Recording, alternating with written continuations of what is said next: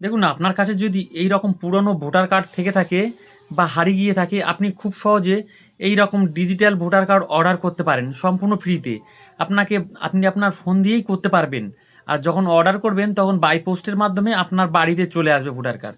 তো চলুন দেখে আসা যাক কীভাবে এরকম ডিজিটাল ভোটার কার্ড ফোন দিয়ে অর্ডার করা যায়।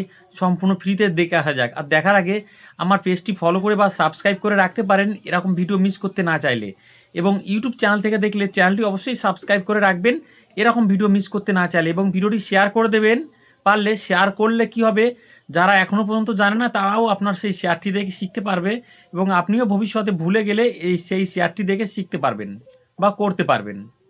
দেখুন, ভোটার কার্ড ডিজিটাল অর্ডার করার জন্য সর্বপ্রথম আপনার ফোনের গুগলে চলে আসবেন। গুগলে এসে লিখবেন NVSP। লেখার পর দেখুন প্রথম যে ওয়েবসাইটটা আছে ওখানে একটি ক্লিক করুন। ওখানে ক্লিক করার পরে দেখুন আপনার সামনে ভোটার কার্ডের পেজটি সম্পূর্ণ চলে আসবে, এবং এখানে যদি আপনি প্রথমবারের জন্য লগ ইন করেন তাহলে কী করবেন, আপনার নাম্বারটি দিয়ে সাইন আপ করে নেবেন। সাইন আপ করে দেওয়ার পরে লগ ইন করে নেবেন। লগ ইন করে নেওয়ার পরে দেখুন, যেহেতু আমরা এখানে অনেক কিছু আছে, আমরা যেহেতু ভোটার কার্ড ফ্রিতে সম্পূর্ণ ডিজিটাল অর্ডার করব, তার জন্য দেখুন ফ্রম 8 এখানে ক্লিক করব। এখানে ক্লিক করার পরে দেখুন এখানে যার ভোটার কার্ড অর্ডার করব তার ভোটার কার্ড নাম্বারটি এখানে দিয়ে নেব। দিয়ে নেওয়ার পরে দেখুন সাবমিটে ক্লিক করব। সাবমিটে ক্লিক করার পরে দেখুন যার ভোটার কার্ড অর্ডার করব তার নাম এবং তার গার্জেনের নাম দুটোই দেখিয়ে দিয়েছে। আপনি কি করবেন, তারপরে একটি ক্লিক করবেন। ক্লিক করার পরে দেখুন এখানে 4টে অপশান এসছে। দেখুন ফ্রিতে ভোটার কার্ড ডিজিটাল অর্ডার করার জন্য 3 নম্বর অপশানে ক্লিক করব। অপশানে ক্লিক করার পর আবারও ওকে করে দেবো। ওকে করে দেওয়ার পরে দেখুন এখানে নেক্সট করে দেবো। নেক্সট করার পরে দেখুন আবারও নেক্সট করব।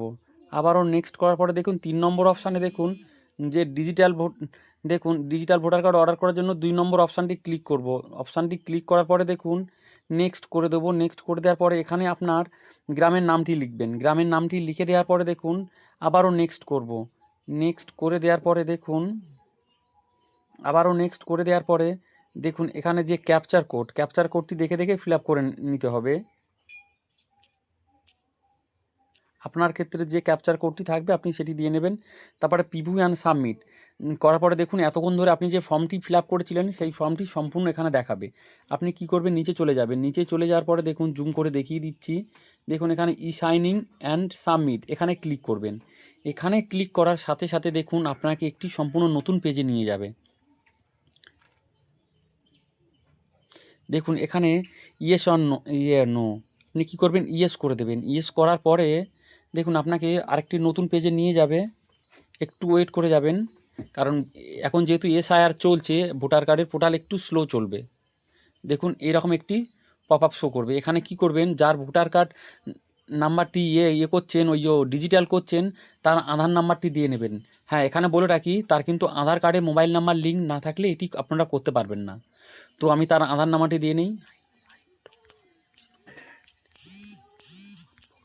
হ্যাঁ, আধার নাম্বারটি দিয়ে নেওয়ার পরে দেখুন গেট ওটিপিতে ক্লিক করার সাথে সাথে তার আধার কার্ডে যে মোবাইল নাম্বারটি লিঙ্ক আছে সেখানে একটি ওটিপি যাবে। আপনারা কী করবেন, দেখে দেখে সেই ওটিপিটা ফিল আপ করে নেবেন।